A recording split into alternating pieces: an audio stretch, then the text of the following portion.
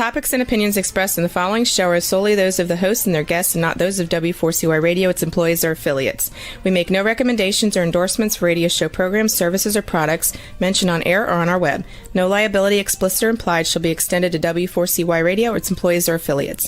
Any questions or comments should be directed to those show hosts. Thank you for choosing W4CY Radio.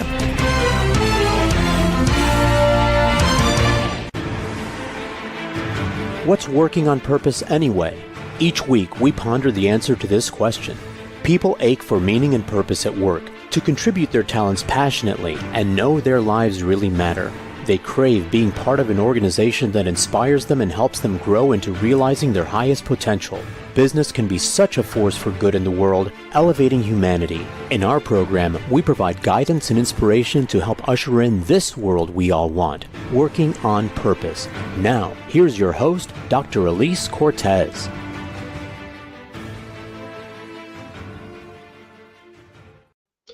Welcome back to the Working on Purpose program, which has been brought to you with passion and pride since February of 2015. Thanks for tuning in this week. Great to have you. I'm your host, Dr. Alise Cortez. If we've not met before and you don't know me, I'm an organizational psychologist and local therapist, speaker, and author.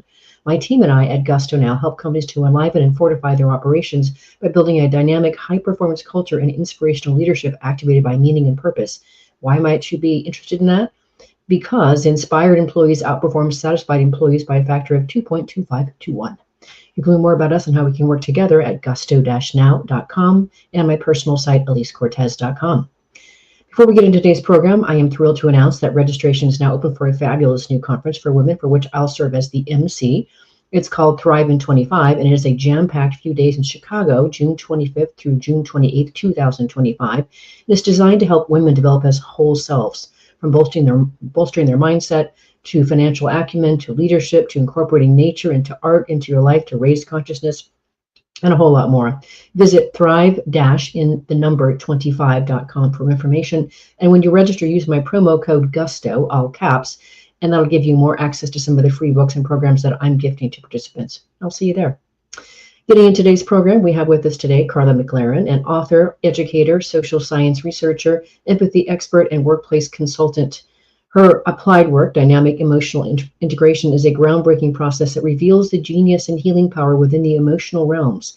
Her work revalues even the most negative emotions and opens startling new pathways into self-awareness, effective communication, and healthy empathy. She's the author of many books, including the brand new Language of Emotions workbook, The Power of Emotions at Work, and Embracing Anxiety as another. She's the developer of the online learning community, empathyacademy.org. Karla, a hearty welcome to Working on Purpose. It's great to have you. Thank you so much, Alise. It's great to be here. Shall we celebrate this, one of the amazing things you put into the world? Look at this beautiful thing. Oh, you one too. Fantastic. As you know, I'm prone to read my guest books cover to cover, and I did. And I said to you in our LinkedIn interaction, I really got some amazing things out of your book, Karla, that really helped me with some areas in my life that I really had been stuck in. So I really want to say thank you for what you're doing, and that we get to share you with listeners and viewers all over the world. Thank you so much. You're ready. You're so welcome. So let's start with something kind of interesting that I will just presence this. You know, the idea is that emotions get a bad rap. I took myself out for a movie on Saturday night and stopped into my favorite bar to get a beverage. And I was talking to the bartender, and he was talking about his son and going on. And I said, "Oh, he sounds like such a wonderfully sensitive young man." He goes, "No, he's not sensitive." And I meant, you know, he was reading things really, really well, but boy, he didn't want to hear sensitive. And if I said emotional, he was probably going to have me leave, right? So what's up with that? We laugh, but it's so sad. Emotions are very, very, very, very gendered. And the idea is that women feel them differently or in a better way than men do, and that men are kind of sort of, a bag of hammers about emotions. They just don't understand. And that's silly. It's silly, but it lives in culture really, really strongly. And sadly, what happens is women tend to do a tremendous amount of emotional labor that is unpaid for the men in their lives. And the men in their lives don't develop human emotion or don't know that they do or don't have words for it. and it makes their lives so difficult. And, when I go up and talk, I'll have men come up and say, I think I'm empathic. And I'm like, of course you're empathic. It's a human skill. But then they have a female or male skill. Yeah. Yeah. They have to whisper it. It's really sad not to have access to your own emotions, since they're a part of cognition. They're not separate from rationality or logic. That's very old information. They are right there. With everything we think and everything we do. Mm-hmm. And I know because of the work that you do, and because of some of the work that I get to do, one of the most fulfilling things is to help everyone, men and women, gain greater access to their fuller spectrum of emotions that they have been squashing for some time now. And so it is wonderfully fulfilling to get to do that work. And you've really blazed some tremendous trail here. And I really like how you lay out in this particular book, Karla. You say every thought, every choice, every relationship, every dream, every failure, every triumph, every decision, and every action you take is directed by your emotions. Because of this, understanding them and learning their language is essential. It's key. It's key to everything. If you don't know what your emotions are, you won't really understand yourself, because they are driving how you create meaning in the world and the actions that you take. If you don't know them, who's driving that car? We don't know. It's a robot car. It's gonna hit something. They always do. Mm-hmm. Mm-hmm. I recently got introduced to Byron Katie's work, and I read her book over the holiday, which really also helped me a lot. And she's got probably a lot. Well, you do too. You've got the 5 families of emotions in this last book, but she has a 2-page list of emotions that are organized by family. I just find that helps when I'm trying to really get clear about, well, what am I feeling right now? Am I confused? Am I frustrated? Am I exasperated? So I just think it really helps to be able to expand your vocabulary by looking at another list to help you really get clear as to how you're feeling. Thoughts, reactions? Vocabulary is crucial. Lisa Feldman Barrett and her colleagues found that with no other intervention, just helping people develop a larger emotional vocabulary helped them with emotion regulation. So just knowing more words for your emotions helps you regulate them. Because you're not clueless in your own body, right? Like, what am I? Am I hungry? Am I angry? Am I hangry? What are you feeling? So I have a free emotional vocabulary list on my website, and I think it's in 12 languages now, because people keep coming and saying, do you want a Polish one? I said, yes, I do. So we've got free multilingual emotional vocabulary lists. There's just no downside to learning more emotional vocabulary.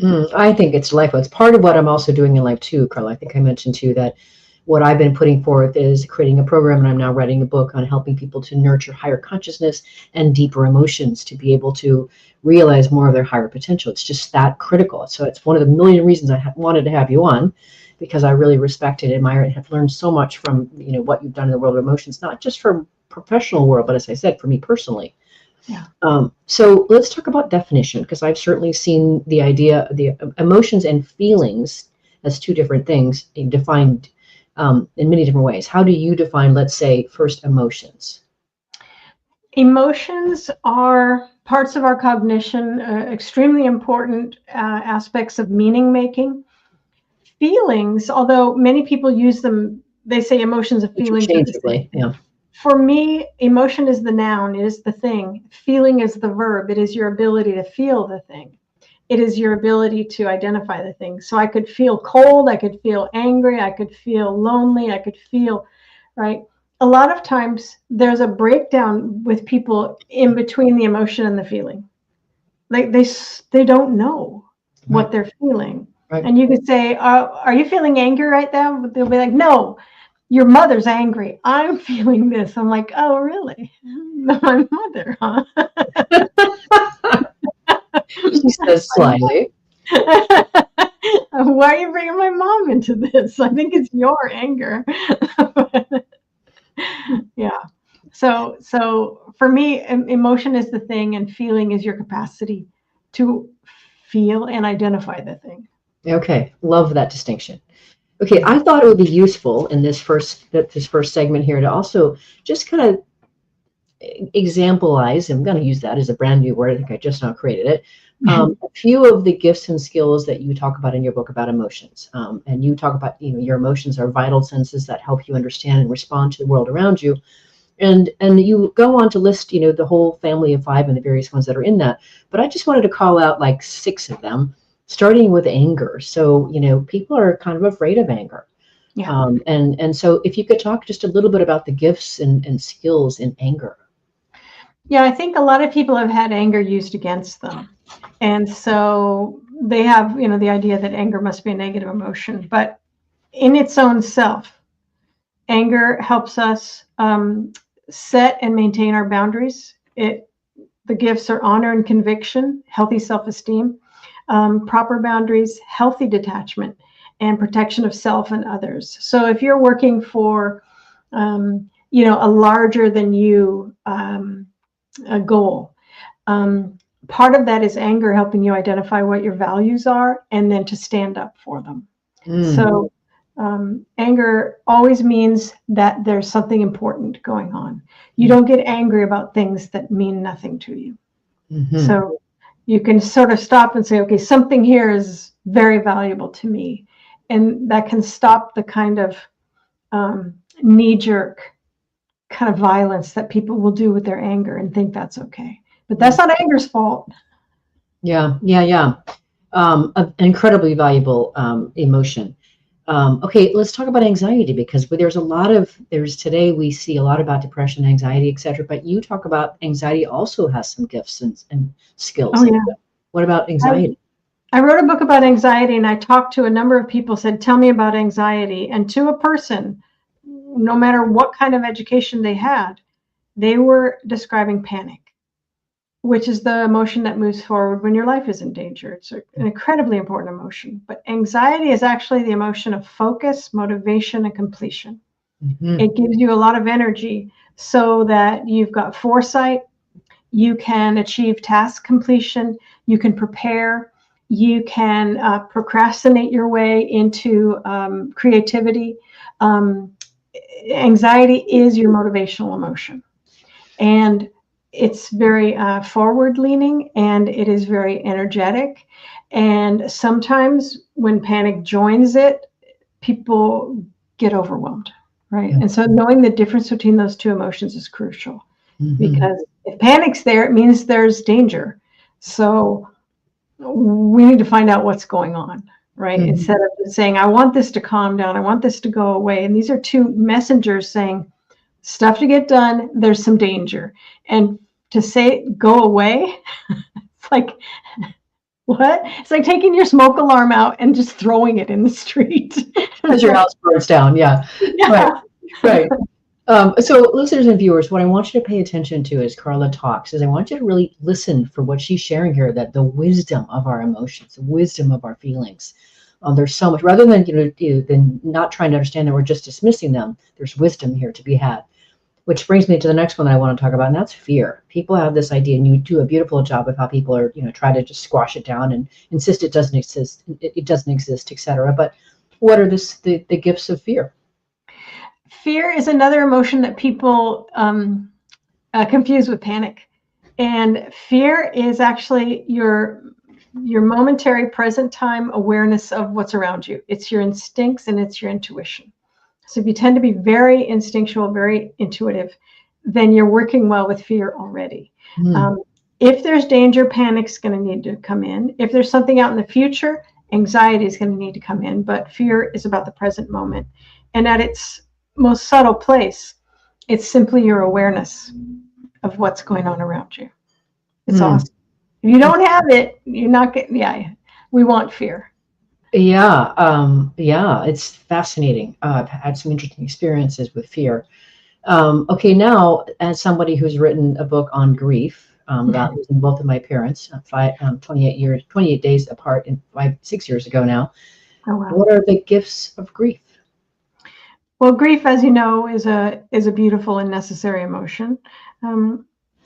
It's mourning, release, being able to lament, and being able to honor what has been lost forever. Yeah. If you don't, then your grief tends to stack up like papers on a desk. And then you just have a tremendous amount of grief that you've never been able to feel or process. And you don't know how to honor the people and the things that are gone. That's beautifully said. I wish that I would have had you around as I was publishing that book. That would have been a great testimonial or something to insert in there. Thank you for that. Related then, sadness. What's the gift of sadness? Yeah, sadness is a beautiful emotion. I call it the water bearer, or the all-purpose healing balm of the soul. I love that one, the all-purpose healing balm of the soul. Yes, ma'am. Sadness. Sadness is different from grief in that sadness comes to help you when you're holding on to things that don't work anymore. They need to go. So sadness will help you relax and let go. With grief, which is a bigger emotion, you don't have a choice. Right. You didn't have a say in it. That is Nope. not what's happening. But with sadness, you still have a choice. And if you can let go, there will be room for things that do work and are appropriate now. But if you don't let go,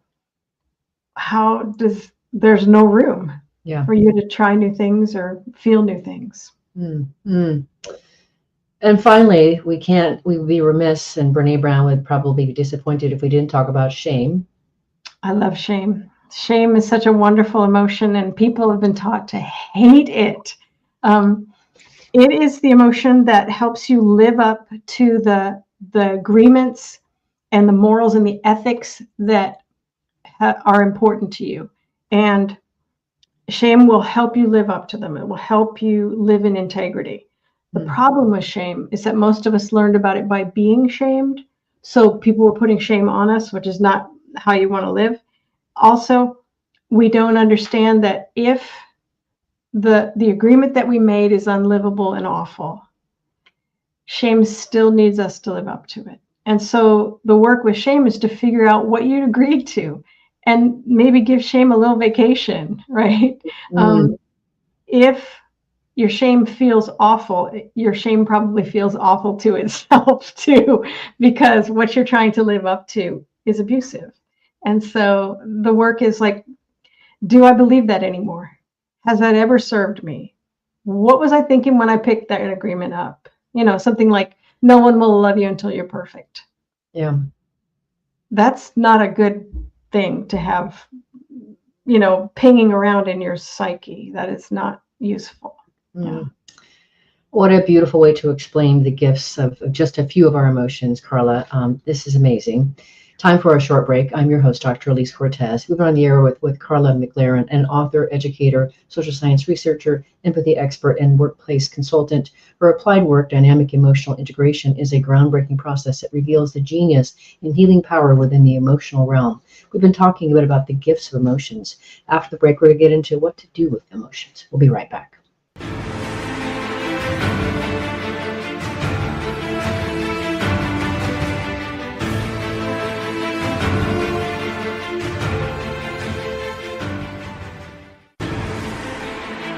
Dr. Alise Cortez is a management consultant specializing in meaning and purpose, an inspirational speaker and author. She helps companies visioneer for greater purpose among stakeholders and develop purpose-inspired leadership and meaning-infused cultures that elevate fulfillment, performance, and commitment within the workforce. To learn more or to invite Alise to speak to your organization, please visit her at alisecortez.com. Let's talk about how to get your employees working on purpose.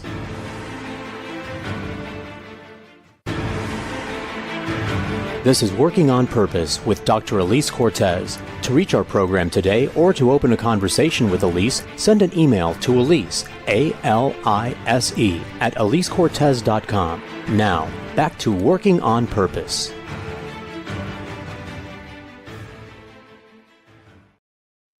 Thanks for staying with us and welcome back to Working on Purpose. I'm your host, Dr. Alise Cortez, as I'm dedicated to helping create a world where people realize their potential at work, are led by inspirational leaders that help them find and contribute their greatness, and we do business that betters the world. I keep researching and writing my own book, so my last one came out in March of 2023. It's called The Great Revitalization, How Activating Meaning and Purpose Can Radically Enliven Your Business. And I wrote it to help leaders understand the lay of today's workforce land. What do they want and need to be their best and want to stick around? You can find my books on Amazon or my personal site, alisecortez.com. If you are just now joining us, my guest is Karla McLaren. She's the developer of the online learning community empathyacademy.org and the author of the brand new Language of Emotions workbook, The Power of Emotions at Work and Embracing Anxiety, which we've been talking about today. So I think we've queued up very well, and I think we've got our listeners' and viewers' attention about the importance and the gifts of emotions. Now let's talk a little bit about what we do with these things now that we're aware of them. So you offer at least 3 things that we can do with them. At least 3 things. I think what most of us learned about emotions was to either repress them or express them outward. Both of those kind of throw away the emotion. We don't want it. And what I teach people is to work with the emotion as an ally, as a friend. And we call this channeling the emotion. And by that, I mean to actually channel it, channeling water in the way that it wants to go. Mm-hmm. So if you know that anxiety is about motivation and task completion, you would focus yourself on that instead of, I don't want to feel anxious anymore. I just want to feel calm, right? Just wanting to feel calm is repression of anxiety. Mm-hmm. And so I have questions that you can ask each emotion that helps you channel it appropriately. Anger, for instance, what do I value? What must be protected and restored?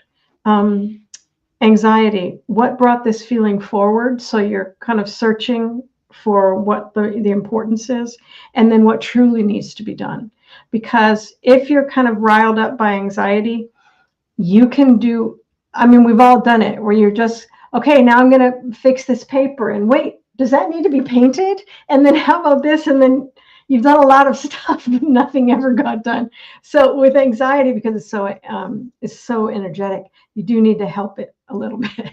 Mm-hmm. Make priorities. Or sadness, which we talked about as the all-purpose healing balm of the soul. It is what must be released and what must be rejuvenated.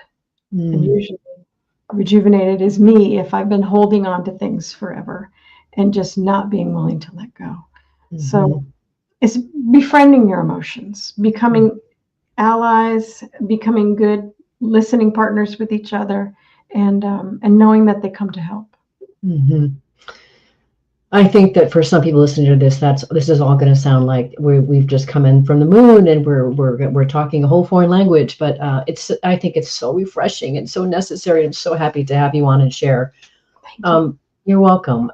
So you mentioned a couple of empathic mindfulness practices in your book. I just wanted to cover, maybe a couple. Conscious complaining is really kind of playful and fun. Conscious complaining, I created. When I started this work, I was like most people, and I didn't understand my emotions, and I just wanted them to go away. Conscious complaining is a solo practice, and you can also do it with a partner, where you just tell it like it is, and with no repercussions, right? So it's a private practice, it's a private thing, and you just say, I'm complaining now. And I start with complaints, and usually I start with anger, because anger sets boundaries, so it's generally protecting the softer emotions. And I start with why I oughta, and then within about 2 minutes, I'm like, I miss my mother. It's like there's all these things on top of it. Mm-hmm. But each of the emotions that's involved gets a chance to speak in conscious complaining. And as you know, nobody wants to listen to you complain. So all of these things that are wanting to come out and be said, you cannot say them. So I created this practice for myself, and then noticed that it worked for other people too. It's brilliant. It's brilliant. And then the other one that I thought was kind of interesting, if you could speak to, is the idea of burning contracts. Burning contracts is a wonderful shame practice. We look at the agreements you've made about what ethics you hold and what morals you hold as contracts, sort of like, I'm going to be this kind of a person. I'm going to be this. This is how I'm going to behave, and this is how it's going to be. And we don't remember that at one point in our lives, we chose that. We thought, I like how that person does that, and I'm going to do that too. Or my grandma feels this way, and I'm going to feel that way too. We don't remember that we chose it, and they become like ironclad contracts. And with burning contracts, it's a chance to say, this is what I believe. This is how I thought life was, but it's not working for me anymore. A lot of people don't even know it's a possibility to shift morals and ethics and rules that your family brought down on you. They don't even know it's a possibility. Yeah. So their shame is working on things that are 30 years old and they no longer apply, but the person is just constantly fighting with this thing. And so it gives back choice and agency about how you're going to live. So amazing. There's so much freedom and joy waiting for us out there once we do this work, which is just part of what I'm out to help with organizations and individuals as well. So it's just amazing to get your expertise on this. I also, along those lines, Karla, it helped me to recognize when you talk about the 3 nuances of emotions. I really thought that was incredibly useful. If you could just maybe explain that and maybe give an example of what that looks like. Yeah, that comes from the emotional vocabulary list and the work on developing your emotional vocabulary. A lot of people don't know that emotions arise at many different levels of intensity. So when they think of anger 11 out of 10, right? People with steam coming out their ears. And I was like, well, that's intense anger. But there's also medium anger. There's soft anger. Soft anger might be crabby or cranky or independent. Medium anger might be cold, disinterested, exasperated, and intense anger might be fury, fierceness, raging, right? And if you have an emotion that generally goes to 11, it's really important to start understanding that emotion through vocabulary when it's at 1. So that you can learn to work with it then. A lot of people don't even catch their emotion. They're not feeling it until it gets so loud that nobody could handle it, right? Nobody could work with that emotion coming right out the gate. That's really incredible, that piece of advice right there, Karla. So to be learning how to be able to feel and hear and sense those emotions when they get to 1 or 2, instead of, takes us, to get our attention, they're at 7, 8, 9, or 10. That is right there, I think, just worth the price of admission to this whole podcast right there. So thank you for that. And then we would also be remiss if we didn't talk about this idea of when emotions repeat continually and do not resolve, or when they overwhelm you or the people in your life, that it's just too much. And you really talk about, when our emotions and feelings have been trying to get our attention, we just haven't been able to resolve them, no matter how many times we questioned or attend to their gifts, that maybe it's time that we get some help. Yeah. There are a lot of times you're going to need support with your emotions because we just aren't taught how to work with our emotions. We're not. And even in psychology, which is where people go to deal with their emotions, there's not a lot that's taught about emotion. The work that I do comes from sociology and anthropology because those guys have got the emotions down. But are you going to go to an anthropologist? No, you're not going to an anthropologist. So, we kind of go and just try to work on what we can work on. But it really can help, right? It really can help to develop your emotional vocabulary and learn to befriend your emotions when they're soft, so that you'll be a friend to them as they get stronger and stronger, and you'll get stronger with them. So that when you're just feeling rage, you're going to be able to maintain your behavior. You're not going to be, a cannon going off. You will understand what's going on. You mentioned something about you're not going to go through to an anthropologist. One of my colleagues is called me the empathetic anthropologist. And I like that. I think that works a lot for me, right? It's funny that you said you're not going to go to an anthropologist. Well, you might, maybe it's me. But what I think is so beautiful about this, and of course Daniel Goleman's work. I mean, I'm really recognizing if we can recognize our own emotions first and foremost, how are we feeling, putting names to them, and regulate them, and be able to recognize other people's emotions, and then work with them. the power of that. And, I don't think you or I could go through a day today without hearing that, leaders need to be emotionally intelligent. I don't think you're going to miss, there's going to be a headline somewhere that says that, yes. But the reason I wanted to have you on is I believe that the work that you're doing, it really empowers people to be able to do those 4 quadrants beautifully. Yeah.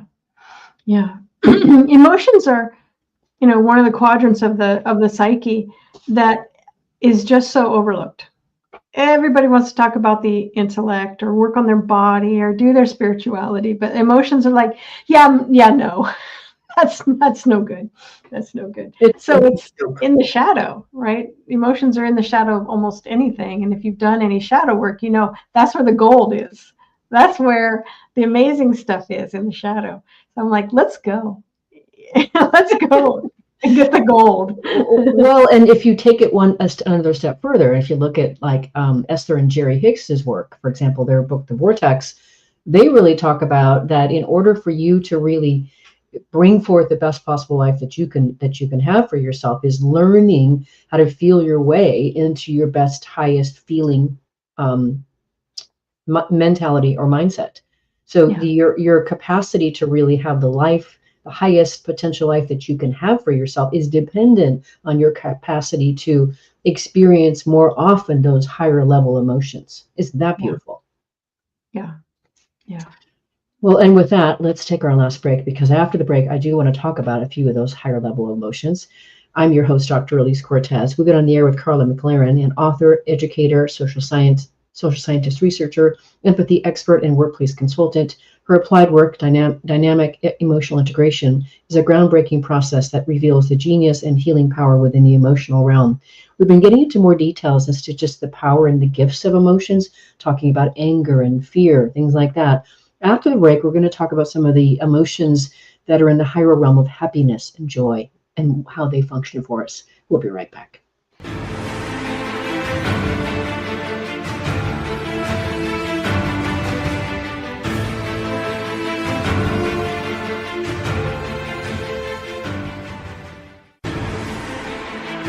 Dr. Alise Cortez is a management consultant specializing in meaning and purpose, an inspirational speaker and author. She helps companies visioneer for greater purpose among stakeholders and develop purpose-inspired leadership and meaning-infused cultures that elevate fulfillment, performance, and commitment within the workforce. To learn more or to invite Alise to speak to your organization, please visit her at alisecortez.com. Let's talk about how to get your employees working on purpose.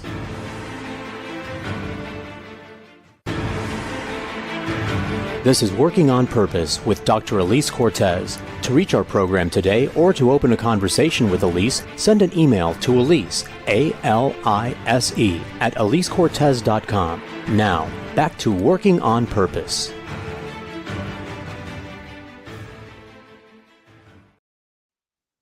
Thanks for staying with us and welcome back to Working on Purpose. I'm your host, Dr. Alise Cortez. I mentioned in the last break that my latest book came out, The Great Revitalization. What I did for you is I created a very simple 3-page assessment that you can pull off my website. It will help you understand the extent to which your culture today is meeting the standards of today's discerning workforce and give you some ideas of just where you might want to shore things up. You can find it at gusto-now.com. If you are just now joining us, my guest is Karla McLaren, the developer of the online learning community empathyacademy.org and the author of the brand new Language of Emotions workbook, The Power of Emotions at Work and Embracing Anxiety. So for this last segment here, I wanted to really focus on some of those, what I would consider to be the higher emotional states. And you call that the happiness family. So talking about happiness, contentment, and joy. Let's start with happiness. Talk to me about happiness and gifts of happiness. What does it give us? Yeah, let's talk about these 3 emotions because they're some of the most abused emotions that I've ever seen. It breaks my heart for abusing happiness. They're little happiness, contentment, and joy. People have been taught those are the emotions to have, right? Mm-hmm. Of all the 17 emotions, only happiness, contentment, and joy live in the allegedly positive emotions category. Now, one of the things I say is there's no such thing as a positive emotion, and there's no such thing as a negative one. But what happens if people think emotions are positive is they want to have them all the time, no matter what. And if they think emotions are negative, they don't want to ever feel them. And if we understand these as equally important parts of cognition, you do not want to get rid of them, right? You don't want to not have them, and you don't want to overuse them.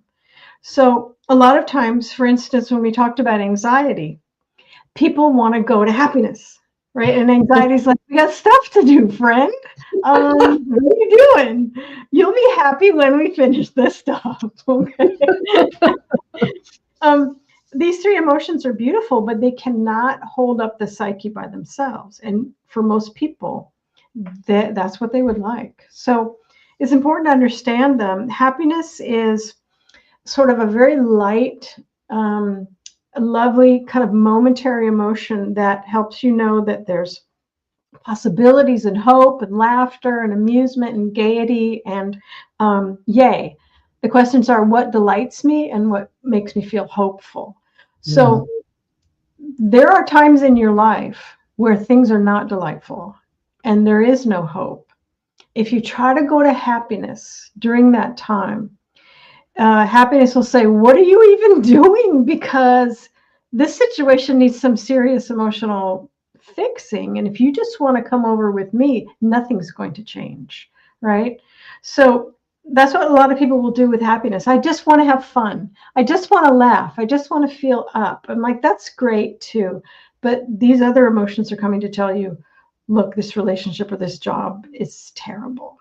And we've got to get out, The other emotion in the happiness family, there's two more, is contentment. And contentment tells you, it's your self-esteem, but it tells you when you've done something that you appreciate or that you recognize. And the question for contentment is, how have I embodied my authentic values?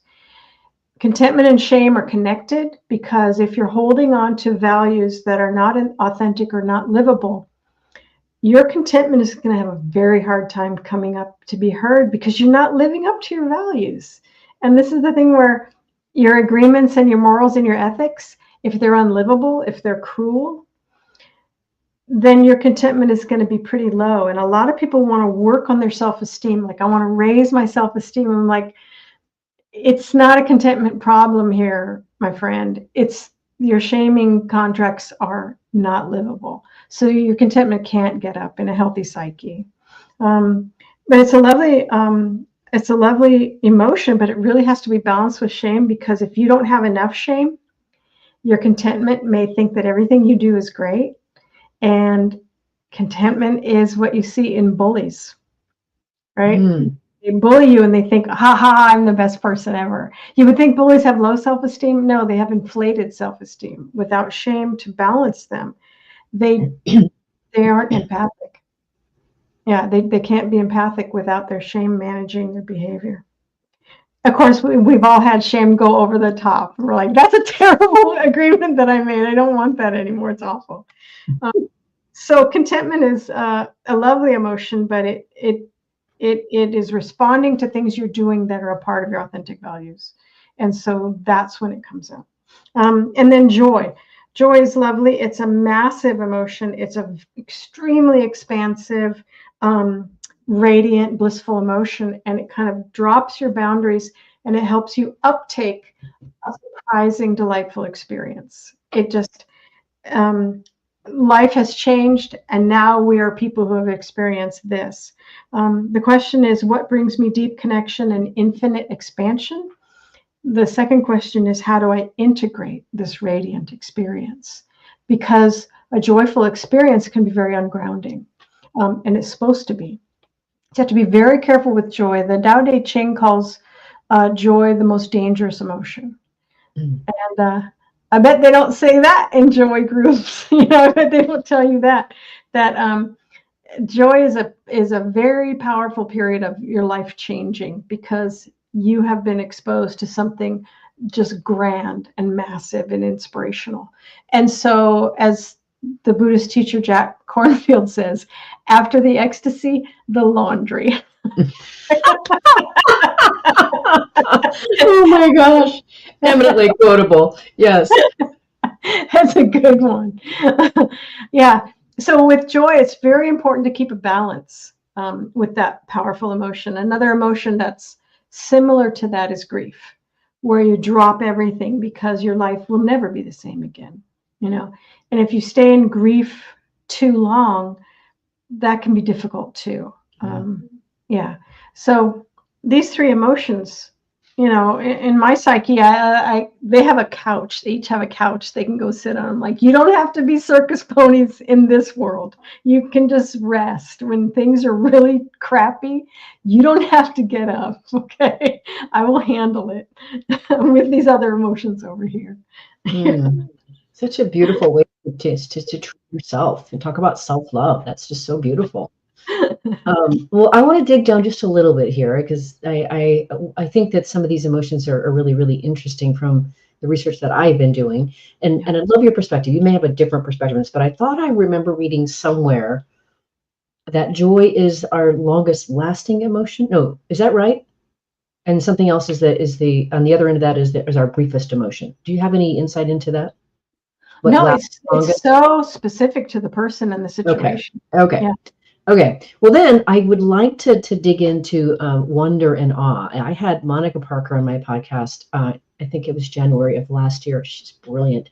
She wrote, I think, a 283-page book on wonder. It was amazing how much I learned from her about wonder. Your perspective on wonder? I would say wonder and awe live in the realm of joy. Yeah. Okay. Yeah. That's kind of why I brought it up here. Happiness too. Right? Happiness is about, yay, look at this awesome thing. Let's look forward to it. So yeah, I would put those in the joy area. Mm-hmm. And then Keltner, I think it's Keltner Dotcher who did the book on awe, and he discovered there are basically 8 major ways people tend to experience awe, and they could be nature, they could be, moral beauty, etc. Anyway, all kinds of things that I thought were interesting. But in both cases, especially the further, because Monica Parker talks about 5 aspects of wonder, and I forget what they all are, but I know that there's a whoa, a wonder, and a wow in there. I know that, a whittle in there. But the latter ones are the ones that speak to what you were talking about, where we experience such an expanseness that our mental models can't make sense of it, and therefore we literally are expanded in the process. Yeah. Which I think is really, really fascinating. And that, of course, is interesting to me as somebody who is trying to help people elevate their consciousness. Yeah. Yeah. Perspective on that? I think the joy that I was talking about is really expansive. That would be intense joy, right? Mm-hmm. See, we can have joy that is in the medium and in the soft spaces as well. I think to make major change in your life, joy is one of the emotions that would lead that. There are other emotions too, suicidal urge, grief, depression, hatred. Hatred is a huge one if you want to make changes in your life. If you know what you're doing, hatred is beautiful. If you don't, everybody run, okay? Yeah, because it's terrible. Yeah. But I like to let joy do what it does on its own, because it's so manipulated in most psyches. Happiness too. I just like to let the joyful thing come to me, right? Mm-hmm. Instead of creating it. One of the things I was a cult survivor and I'm a cult researcher. One of the ways that people are ungrounded and made to stay in a cultic environment is through what's called love bombing, which keeps people in a state of joy, constant, exhausting state of joy. And that attaches people to the group. That extreme emotion will attach people to the group and make it so that they can't leave because the joy is in the group, right? They've never felt it to that extent. So it's an interesting manipulation of a human emotion that can be very dangerous. I think the Tao Te Ching is like, we didn't know about cults, but we were right about this. Yeah. What a powerful experience to have, Karla. I didn't know that about your background. That is powerful. And the intensity of emotions is very, very, very interesting. 2 things. I think we need to go back and make sure that we visit what you just kind of brought up there, served up there on hatred. And the reason I think that's important is, in today's times, there's such a divisiveness going on, and I would hate to leave people hanging or maybe guessing as to what you meant by that. So could you say a bit more about when hatred is actually a good thing and when it's not a good thing? I called hatred the profound mirror. It's not like anger where you're just cranky with someone and you've lost, you're stepping across their boundaries or they're stepping across yours. It's a blown out boundary. And hatred is full of projection toward the other. If you know how to do the work of hatred, and it's shadow work that Carl Jung developed, the questions are, what has fallen into my shadow and what must be reintegrated? What it means is that you become an unwhole person, that you've lost huge parts of yourself. And when you see it in another person and you're not fully conscious yet, you will likely hate it or adore it. Both hatred and adoration are they're the same in the brain. They're the same kind of behavior. If you can do your shadow work, write down what you see in that person and see if those are any of the things that you can be. You can become whole. You can integrate. If you just throw your hatred at them, the next world is going to be a lot like this one, right? There won't be. So when we see people expressing hatred toward immigrants or women or trans people, for God's sakes, there is something inside that person that is unfinished, and they need to call it out in another person the way that it has been called out to them. So it's kind of like, extending the violence that has been done to the self. And once we get boundaries and grounding and understand emotions, we can do some of the most profound work in the world is shadow work. That was incredibly powerful, Karla. Thank you for that distinction, helping us understand hatred. Amazing. Okay, so I want to finish with this. One of the things I love doing as an inspirational speaker when I go out to speak to audiences, I'm really looking to be able to touch their souls, it really touch them in a way. And really my gauge is if there aren't tears, I didn't do it right. If people don't get moved to tears somehow, then I didn't actually bring my message home. Can you, so what is that? Help me get language around that. When I'm trying to touch someone's soul, what emotion am I trying to provoke there? What is that? Well, sadness, I would say, because you're asking them to let go of a preconceived idea, right? Before you're looking for tears, you're looking for them letting go of something. Yeah. And that does bring a healing. Have you ever watched a really good show that just makes you cry and cry and you're tired, but it changes you in some way? Yeah, I love that. I think that's absolutely part of it. I also think that what I'm hoping to do is to situate such a beautiful possibility for them to walk into that it moves them. Yeah. And so I think what you've just helped me do is I do think I'm navigating both of those spectrums when I'm out speaking. And yes, I do want them, if I say, what are you passionate about? And you don't know the answer to that. Yeah, I think maybe I want to evoke some sadness in there because you can do something with that sadness. So that was very helpful, Karla. Thank you for just, serving me on the show here. Never mind any of the listeners and viewers who might be listening to this, but thank you for me. So by now that the show is listened to by people around the world, and they generally tend to come if they like the topic or if they really are trying to become better leaders themselves. They're trying to do something that improves their workplace. What would you like to leave them with? Just to know that emotions don't cause problems. Your emotions arise to help you deal with and solve problems. And if you can learn their language, you can change everything for the better. That's beautiful. Thank you, Karla. I am so happy to know you. And as I say, you've helped me tremendously. I've learned so much from you already, and I look forward to diving into more of your work. And listeners and viewers, you are going to want to learn more about this amazing woman, her Empathy Academy, her various books, the work that she does. You can go to a couple different places to learn about her. First is her own site. It's karlamclaren.com. Let me spell that for you. Karla, Karla, McLaren, McLaren, karlamclaren.com. Her other site is empathyacademy.org. Last week, if you missed the live show, you can always catch it via recorded podcast. We were on air with Christy Pretzinger talking about how she built and grew her healthcare content company, all 100% remote, through an insistence on self-awareness, kindness, and vulnerability.